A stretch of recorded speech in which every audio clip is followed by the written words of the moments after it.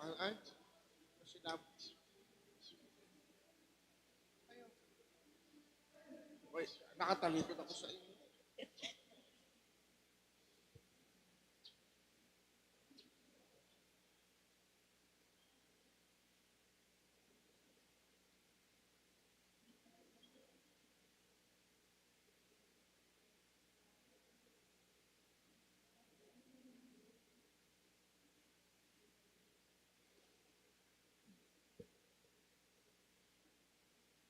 Magandang umaga sa inyong lahat.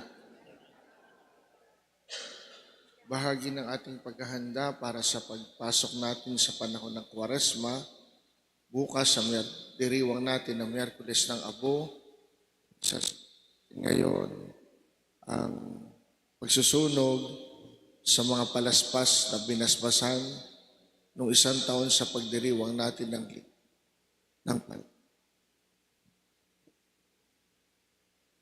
Manalangin tayo.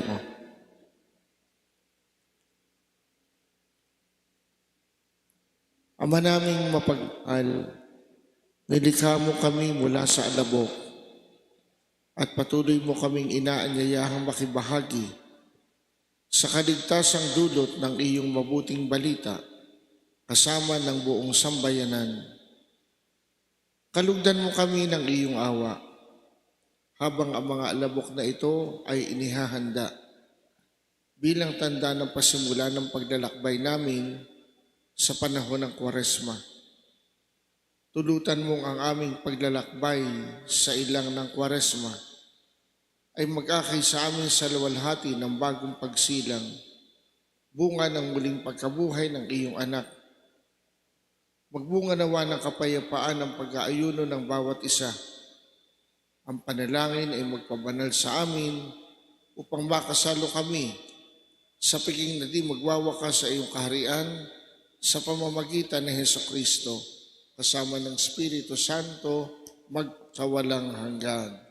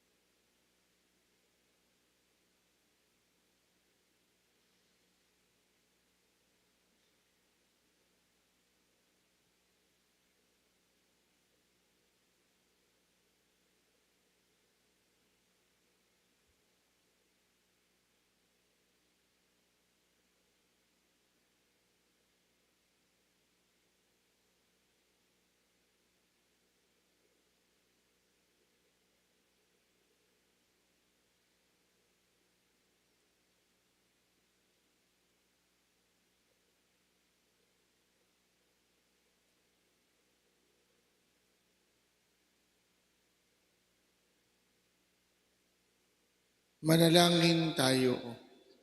Ama naming makapangyarihan, pakabanalin mo ang mga abong ito sa gisag ng aming pagbabalik loob sa iyo.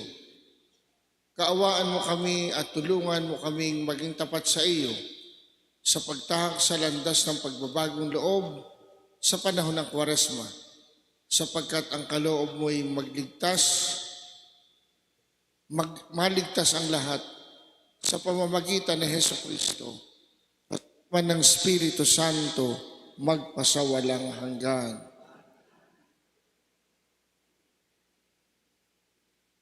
Tayo yun ay magpuprosesyon tungo sa ating loob ng simbahan.